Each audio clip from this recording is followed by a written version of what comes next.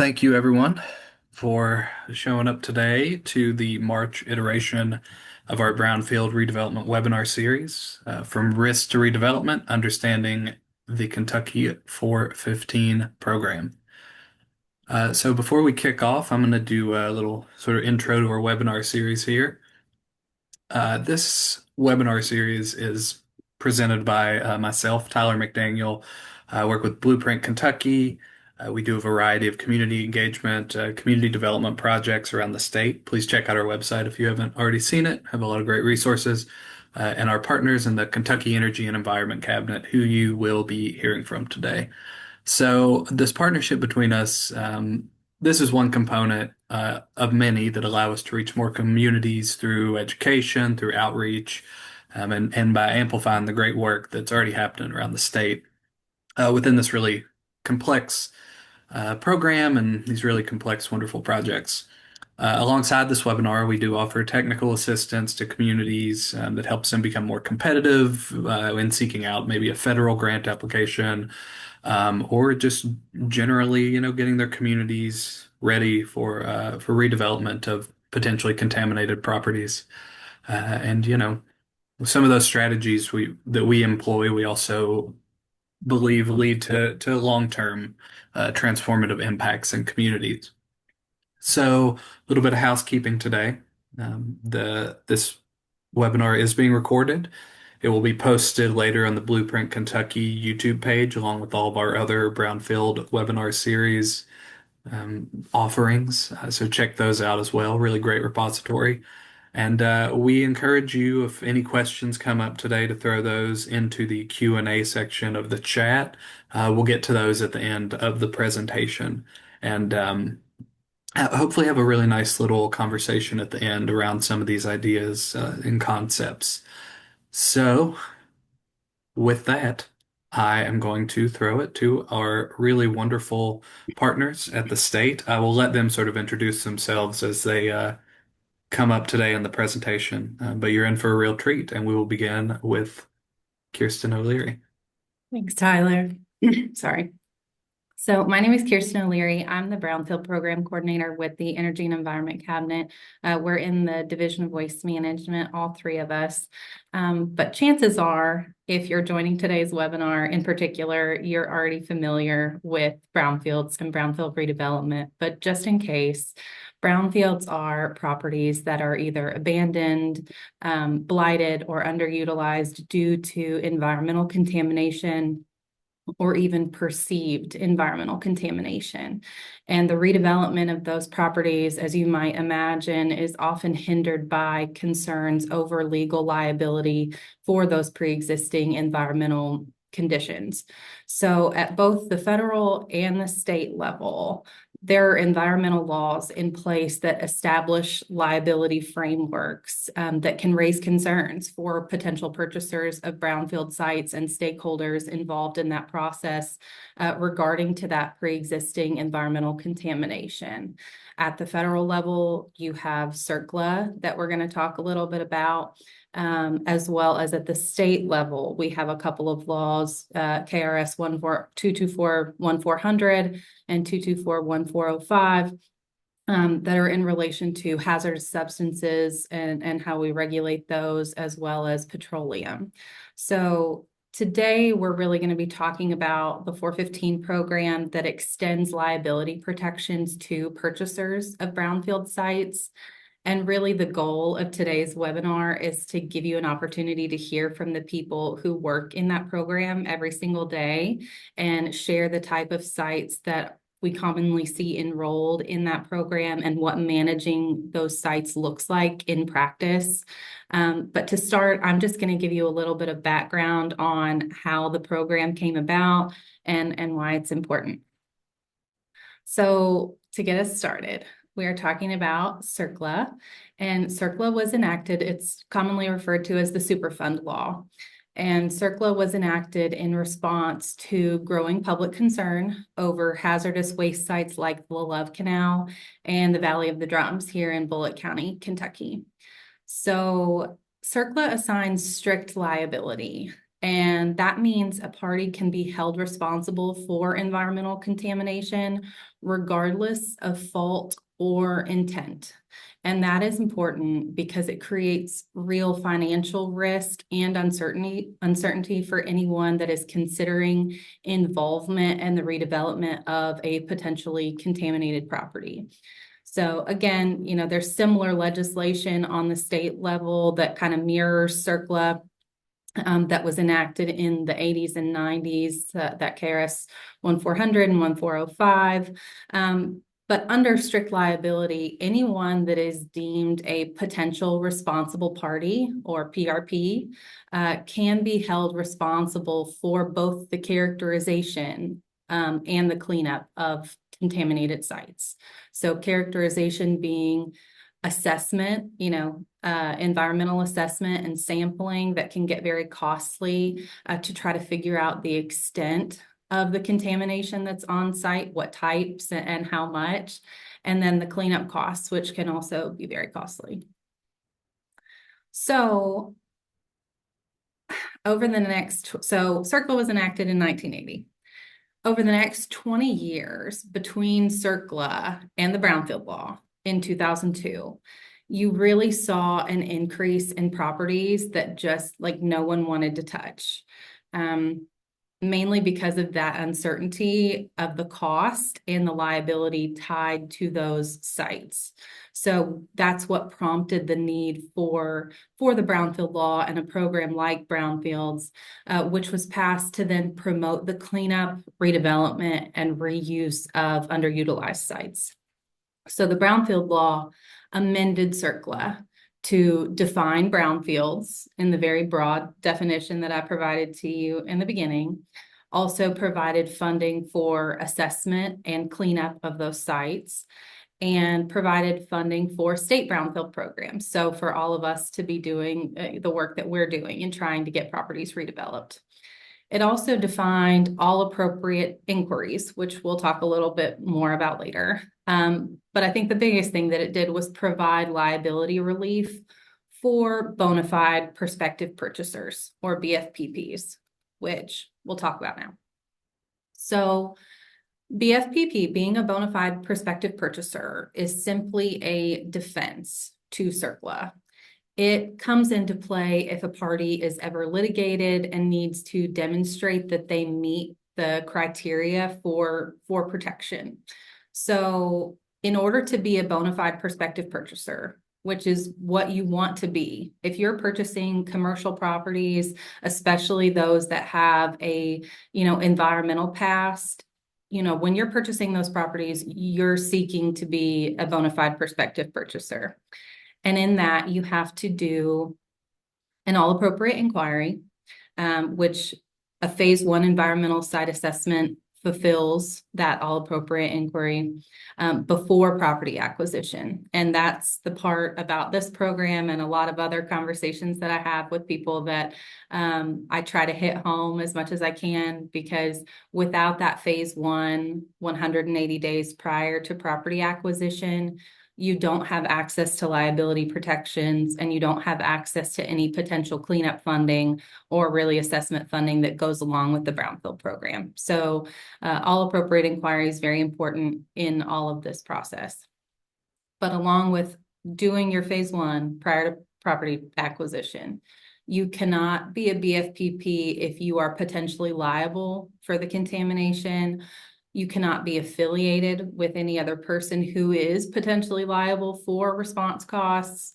And those affiliations include direct or indirect familial relationships, contractual, corporate, or financial relationships. You can't have operated, the business, and it can't be the result of a business reorganization. And there's a lot more information available to you on EPA's website that talks about what it means to be a bona fide prospective purchaser. But just wanted to outline that a little bit here so that the rest of our conversation makes sense. There are continuing obligations to be eligible to maintain like your bona fide prospective purchaser status. And Alexis will go into those a little bit more later, but I just wanted to say that, it's not a one and done. You have to ensure that you're not doing anything to make the contamination at a site worse, and to make sure that it's managed in place or cleaned up. So along comes the 415 program, which so that it's aptly named on the statute, the KRS 224-1-415. That's why we call it the 415 program. But it established liability protections that take those bona fide prospective purchaser provisions just one step further.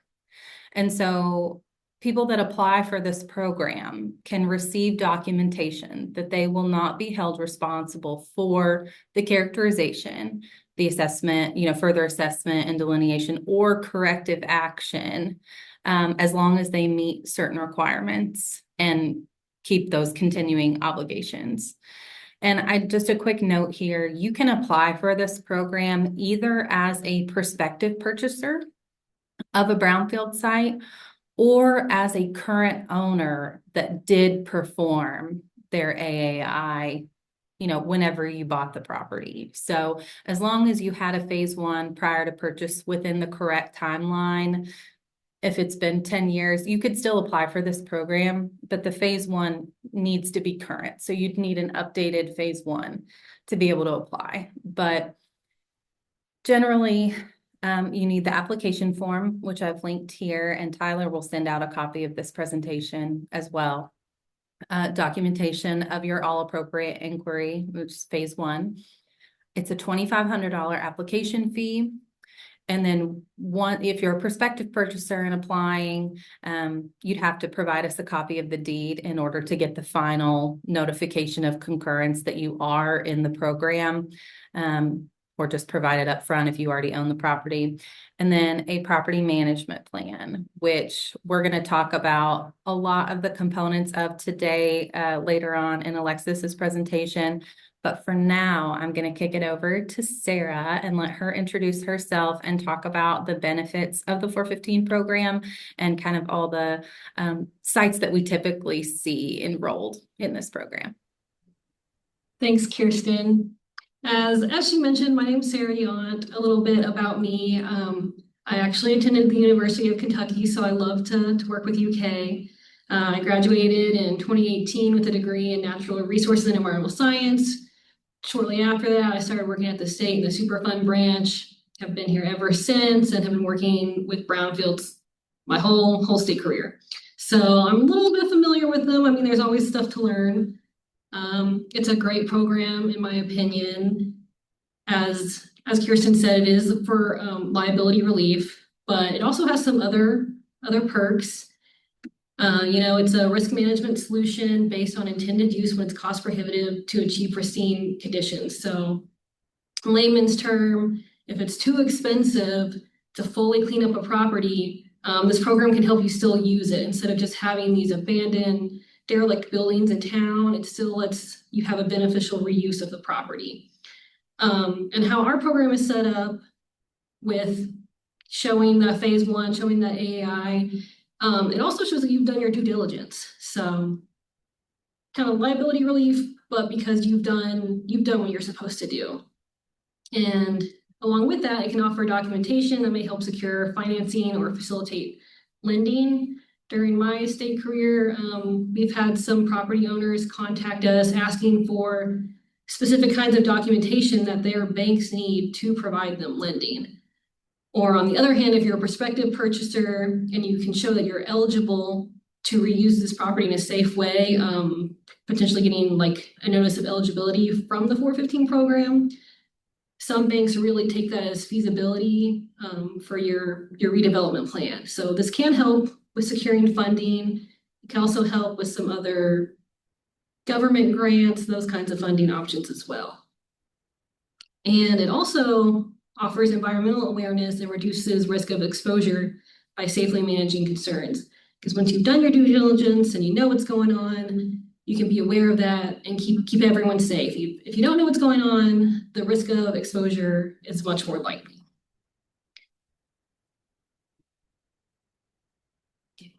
So what kinds of properties are commonly enrolled in 415? We've said a couple times already, this can be potentially contaminated properties or even perceived contamination. Oh, the light is off in here. So the phase one we've talked about, it is more of a desktop review. No sampling is required for that. So a lot of times here when we're saying perceived contamination, it might be, this is just associated with something in the past that is likely contaminated. So that's where we got to get this perceived or potential contamination phrasing, because we might not know, but we're trying to just do our best to be safe. That's kind of part of the program as well.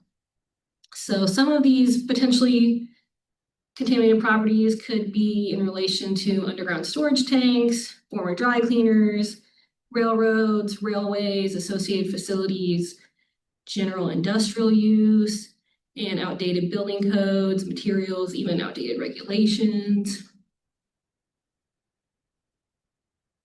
So for underground storage tanks, here I have exempt tanks. That is because we do have regulated tanks. Our underground storage tank branch at the state handles regulated tanks. That's more commonly like at gas stations, the big tanks that hold the gas and diesel.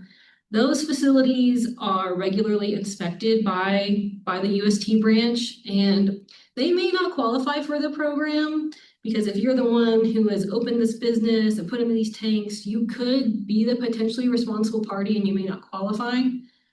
However, if you're potentially purchasing a gas station or old service station, you didn't put any of that in, but you're buying the property, then you may qualify for the program. So these exempt tanks are a little different than regulated tanks that can include like farm tanks. It can include like pipeline spills. It can include tanks that hold a variety of materials. Typically, the regulated tanks only contain certain things like gas and diesel. And with these tanks, since they're underground, you know, a business may close. Maybe the building's gone, maybe the pumps are gone, but the tanks are underground and you can't see them. So, you know, out of sight, out of mind, and they just get forgotten about. And this picture I've included here, that's exactly what happened. There was an old service station and it only had a small cinder block building. It looked like a garage, but all the pumps had been removed and no one knew these tanks were here until some workers started putting in new utility lines and we came across these. This is not a brownfield site, but it is a kind of property that would qualify for the brownfield program, but luckily they're able to get the tanks out and coordinate with the state and just have everything handled appropriately. And then former dry cleaners are also pretty common in the 415 program. They're associated with chlorinated solvents. Typically, dry cleaners use chlorinated solvents or hydrocarbons to dry clean clothes or whatever kind of fabrics. Perchloroethylene, also known as PERC, is the big contaminant we see with these old dry cleaners. And relating back to USTs, sometimes these businesses had underground tanks to store these solvents, and that would also qualify as an exempt tank. That would not be a regulated tank under the UST branch. So if you have tanks, especially as they age, they can leak. These dry cleaners often are regulated facilities. We do have a hazardous waste branch that also regulates these facilities when they're active. So this is more former dry cleaners that we see. But a lot of them, you don't really need much of the chlorinated solvents or hydrocarbons to do the dry cleaning. So if you have just a little bit of something, are you going to go to all the effort of getting that properly disposed? Or maybe you might just throw it out the back door, into a storm drain, into a drainage ditch. So there is kind of a history in these older facilities of just chucking it out the back. And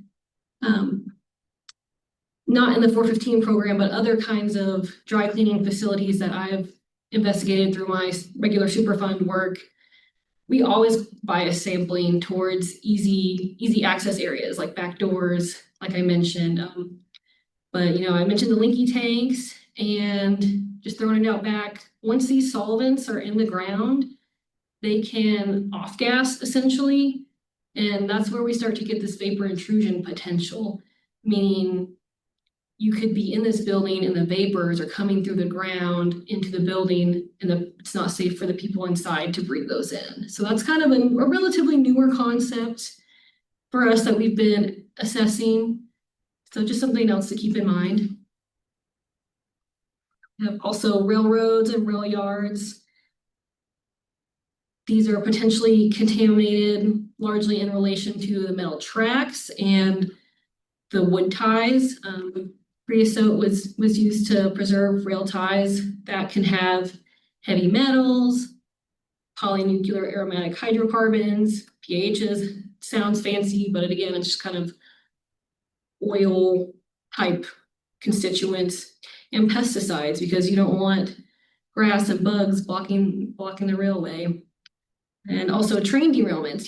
Trains can be powered by petroleum products, and whatever the freight the train is carrying. I think a lot of us are familiar with the East Palestine train derailment that happened. It was carrying vinyl chloride and some other constituents that were unfortunately released into the environment.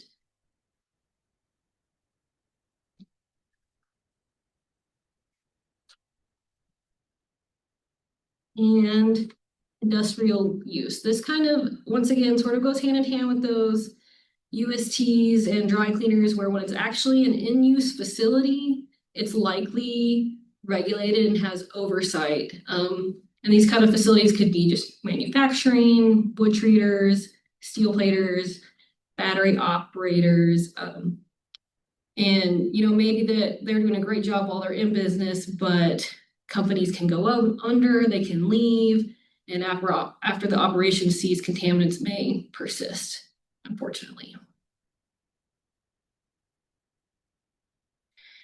And lastly, outdated building codes and updated regulations. Mercury is common. Schools may have them from old mercury thermometers or just science labs. Old hospitals can have them, again, from thermometers, blood pressure gauges, other old medical equipment, lead-based paint and asbestos. I have asterisks by those because those two items on their own do not qualify for the 415 program, but they may qualify for other related grants and loans. And for lead-based paint, it's on its own, it doesn't qualify, but if it's on the exterior of a building and starts flaking off, that can turn into a release of lead into the soil, and then that would qualify for the 415 program. And another consideration is that regulations may change as information becomes available over time. Several years ago, the allowable limit for lead was much higher than it is now. So you may encounter properties that once were in compliance, but no longer are. And so then brings us to, we have all these problems. Well, what are we going to do about it? And I'm going to hand this over to Alexis to talk more about that. Hi everyone, my name is Alexis Hernandez. I'm originally from Arizona with a bachelor's degree in geology. I'm an environmental scientist with the state, and I've been here now for a little bit over a year. So I will be talking more about how your sites are managed through our 415 program. And really it all starts with the property management plan, also known as PMP. So on this slide, you'll see some of the highlights regarding your PMP. And really the goal of your plan should be to protect the environment, public and human health from the perceived or known contamination on your site. Sorry, are you able to hear me okay? It's pretty low. It was fine at first, but I moved it closer. Is that any better? That's perfect. Okay, cool. Your PMP should also be certified by a professional engineer or geologist within the state of Kentucky. So we want to see that certification statement within the plan. We want to see the signature and or stamp. Your PMP should also have engineering or institutional controls that are appropriate for the perceived or known contamination on your site. And you should consider your plan as a living document. So it should be updated appropriately as your property use changes or if new site discoveries are made. Recently, the Division of Waste Management has been requesting verbiage that specifies that the division will be notified upon such changes or findings. And if your PMP requires amending, typically try to work with the same reviewer. The portion needing amending can be reviewed by the division, and if approved, we'll send out a formal letter confirming the acceptance of that amended portion.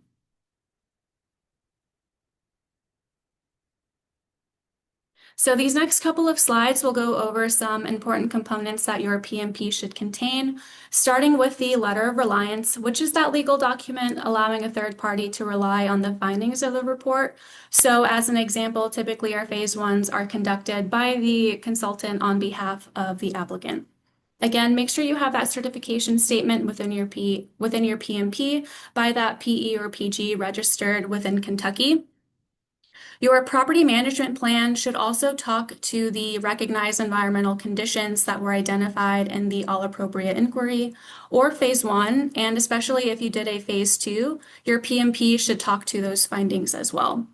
And of course, we want to know about how you intend to reuse your property, how are you going to redevelop it, and for what purpose.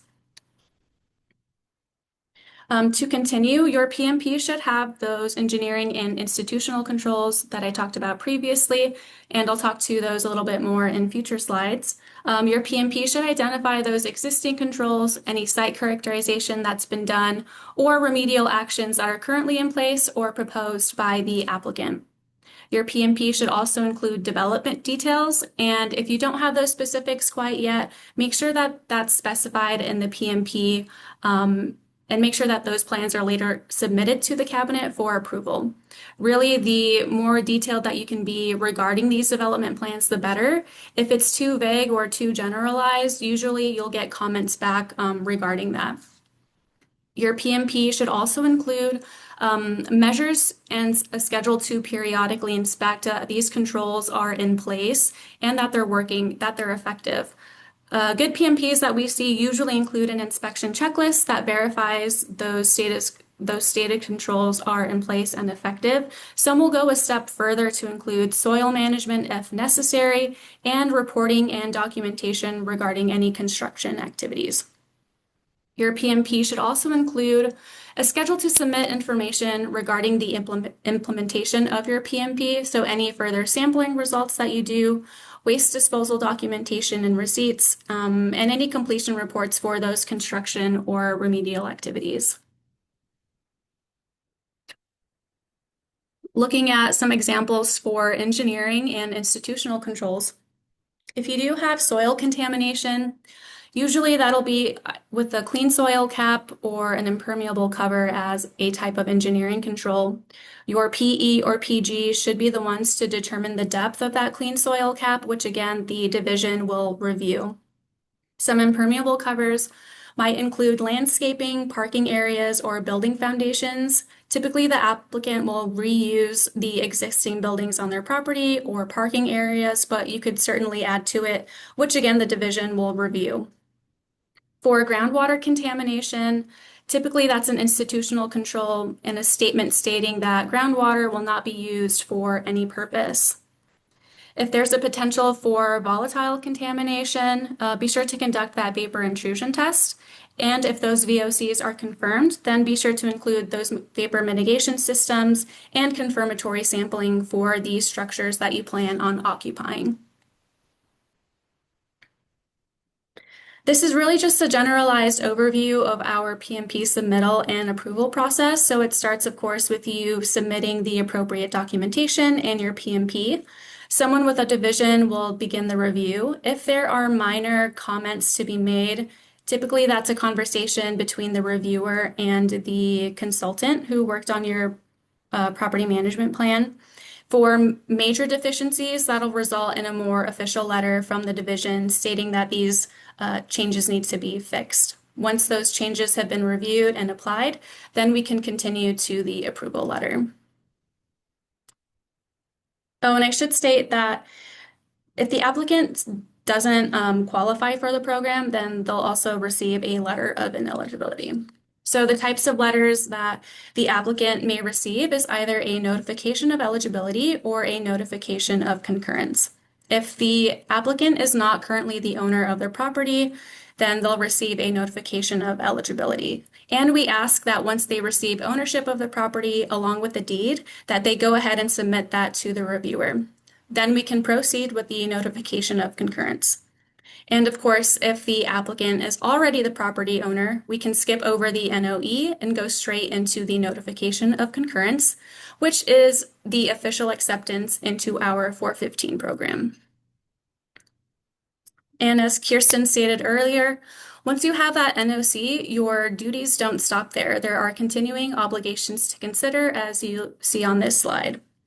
So it's important that the applicant continues to conduct these annual inspections and keeping records of those reports. A lot of the problems that we see right now are applicants not being aware of their own property management plans or their lack of doing these inspections. It's also important to note that KDWM will occasionally audit your property. This is not an annual inspection, but conducted every 4 to 5 years. It typically takes 30 or so minutes to walk your property, take pictures verifying that your engineering and institutional controls are in place and that they're effective.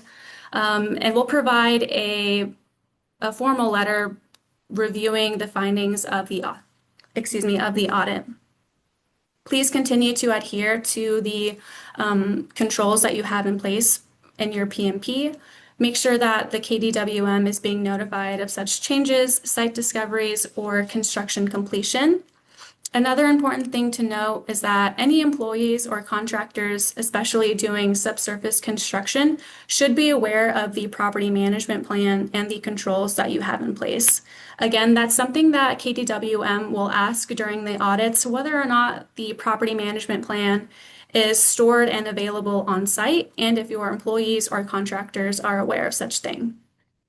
And I will also note that KDWM requests notification at least 30 days prior to the transaction of your property if you plan on selling it. Once you give up ownership of your property, you are also discontinuing participation within our 415 program. And that notification of concurrence, which again is that acceptance letter into the program, does not transfer from property owner to property owner. So the new owner will have to submit a new application and go through this process again.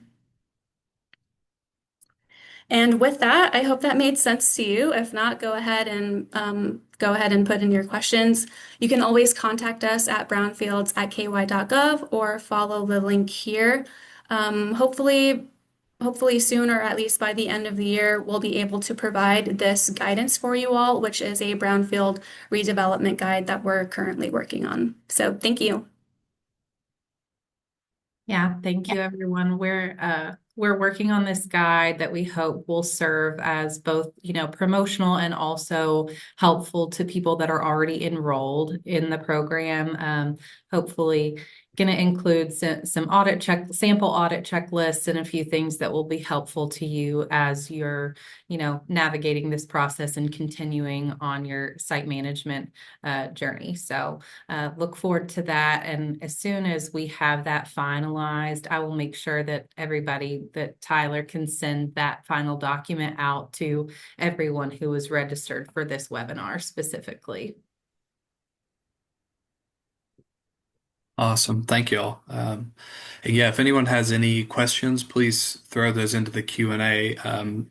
I think kind of on the topic of this, the guide that y'all are developing, I was curious about, that was a really great breakdown of the property management plan components. And I was going to ask if there were any sorts of resources or services that folks could lean into or access if they're developing a property management plan, and whether that will be included in the guide or not. Yeah, I think not formally, there's not a lot of formal documentation to reference at this point. Hopefully this guide will help, but Alexis talked about this a little bit, but typically those property management plans are a document that you work specifically with an environmental consultant to develop. So we typically cannot pay for those property management plans out of our assessment funds.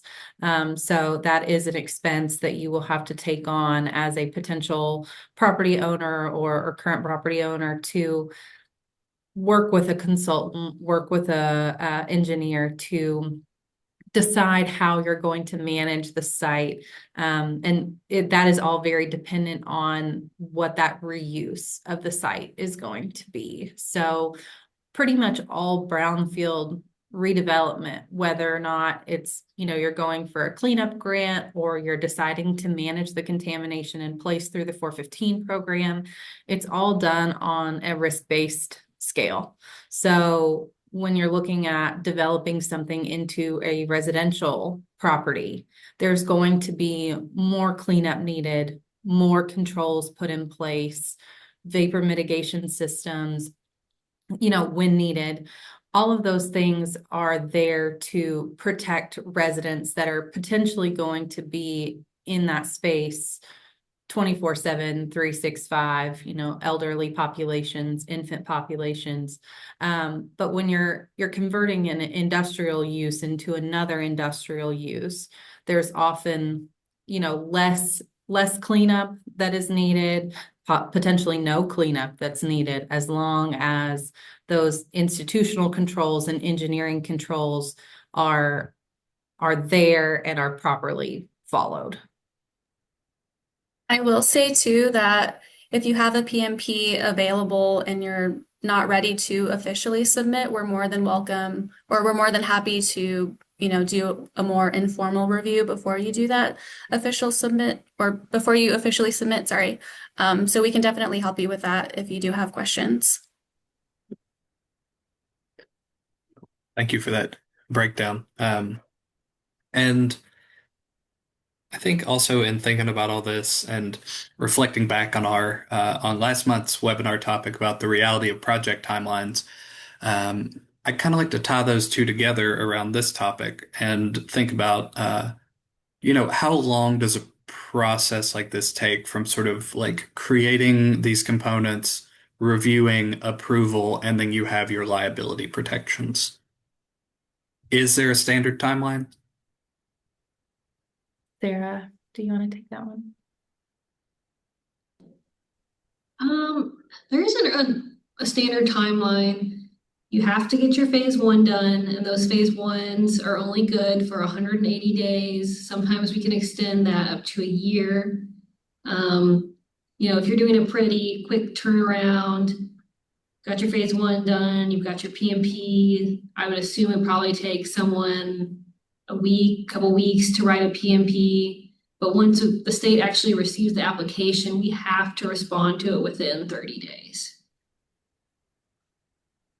So depending on how each piece moves, it could be within a month or two. If you're not quite on that timeline, it can take maybe 6 months. Cool. That's really helpful, I think, for our communities here who, there's a lot of kind of moving parts in this process, right? And that's very helpful, I think, for them as they're planning through this and anticipating the next steps of the process, thinking about how long some of these pieces might take to develop and get approval on and everything. So thank you for that. Sometimes we see, prospective buyers, so it can be kind of tricky on actually being able to buy the property too. Once you get the eligibility, that can take a little while. Can you speak to that, to what takes a little while in that process? That's more between buyers, sellers, and their banks. I'm not sure. General timelines for just closing like a different sale. closing. Yeah, great. Yeah, Okay. and in some of those instances, you expire that 180-day timeline or even that 365-day timeline, and so then that person would then need a repeat phase, a totally new phase 1, and doesn't necessarily mean they need a new application fee for the 415 program or anything like that, but those things can kind of extend the process a little bit. You know, they initially thought that the deal was going to go through within the next 60 days, and financing fell through, or there were issues, you know, with current property owners or things like that, and it just gets pushed. So that is a real possibility in just, I think, the world of commercial property transactions and Mhm. real estate. The unpredictability of real estate and banks. Yeah. And then add in the environmental pieces. Right. The regulation on top of it. Yeah. Mhm. Well, if there are no other questions, I'm gonna just open it up to the state. If there are any kind of closing words about 415 or any of these various components that you would like to leave us on, uh, please do. And if Sure. not, Yeah, I can give you a few. First of all, I just want to say thank you to Sarah and Alexis for coming on this webinar with us today. It's nice to be able to have the actual technical reviewers in the virtual room with us to speak to some of the issues that they commonly see, or just the types of sites that are commonly enrolled into this program. But really the goal in doing this webinar and having it live forever on the internet is for people to, obviously, you know, we talked about some of the environmental liability that is very real under both federal and state laws. But there are ways to safely redevelop potentially contaminated or even highly contaminated sites. We just want to make that process simpler, safer, easier for people to do those, because redevelopment is important. You know, we're talking about limiting sprawl. We're doing a lot of we're seeing a lot of infill development, especially in a lot of our urban areas across the state. And so, and we have a lot of beautiful buildings, a lot of opportunity across the state to redevelop sites that we're seeing, you know, enrolled into this program a lot. So we wanted to try to provide that information and just kind of a clear look at what this process is and what it's not.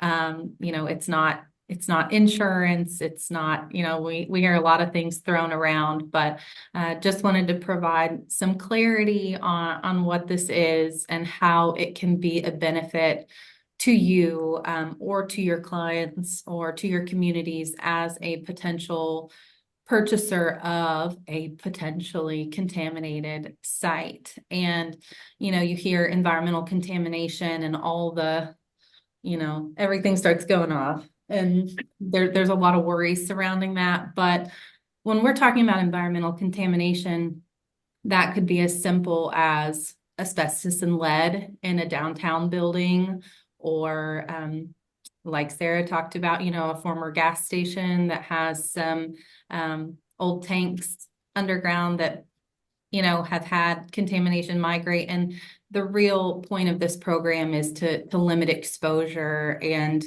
protect human health and the environment, which is, you know, our MO. So it's, you know, sometimes a complicated process for sure. And depending on the complexity of the site, can be difficult to navigate. But there are other instances where it is as simple as putting a cap in place, making strategically addressing the property in a way that says, we're going to put a parking lot in this area of the property so that nobody is exposed, and you can use the rest of the property how you wish. So I think that just going into it with an open mind and knowing that there are a lot of possibilities in redevelopment is helpful. And hopefully this guide and other resources that we start to roll out in this webinar will benefit communities around the state. very well put. Yes, and please feel free to reach out to Kiersten or myself or anyone on the team, and we can try to connect you with more of those resources and help you through this process. And I also just want to say I appreciate that framing around like infill and redevelopment and thinking about this as not just, you know, these are not just kind of your stereotypical really nasty, site off the edge of town. There was an old factory that is now crumbling kind of thing. That these are sometimes downtown spaces that, when brought back to life, can yield really beautiful, vibrant results for communities. So I appreciate you kind of alluding to that, and Sarah, you for illustrating that and all the examples you provided earlier. So thank y'all again for presenting. We appreciate you. We appreciate your time, and we appreciate everyone for uh, showing out today to listen. Keep your eyes peeled for the follow-up email, which will have the link to this webinar as well as the presentation with all these really handy hyperlinks in it. And thank you so much. Reach out with any questions, and we'll see you on the next one. Thank you all.